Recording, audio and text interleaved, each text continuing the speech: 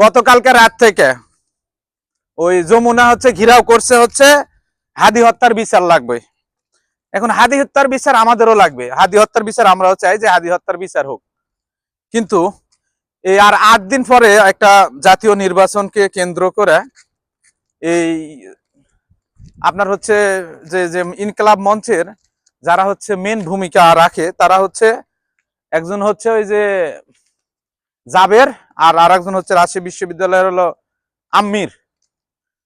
তো যাই হোক, এরা দুইজনে গুলিবিদ্ধ, পুলিশের আহতের লাঠি চার্জে আর গ্রেনেড হামলায় আহত এরা দুইজন, এখনো নিহত হয় নাই।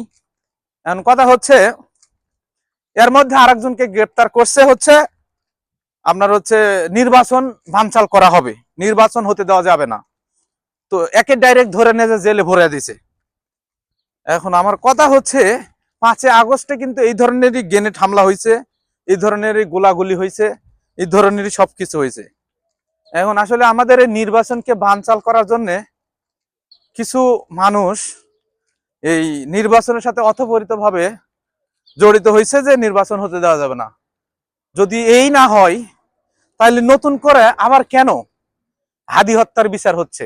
হাদি হত্যার বিচার সবাই চায় বাংলাদেশের, কিন্তু হাদির বোন ফ্ল্যাট নিয়ে বলে আলহামদুলিল্লাহ, হাদির ভাই বিদেশে চাকরি নিয়ে কয় আলহামদুলিল্লাহ।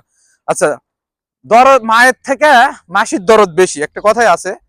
তো আজকে কেমনে করে কিভাবে নামছে জানি না, গতকাল রাত্রে হাদির ওয়াইফ সহ রাস্তাতে নামছে। এখন আপনারা আমাকে বলেন, একটু বুঝিয়ে দেন যে এটা নির্বাচনকে সামনে রেখে আমার মনে হয় এরা বহু গুরুত্বপূর্ণ একটা মানে ইয়া পালন করতেছে, যে নির্বাচন বানচাল যেভাবে করা লাগবে। আর আমরা চাই যে নির্বাচন হোক বাংলাদেশে।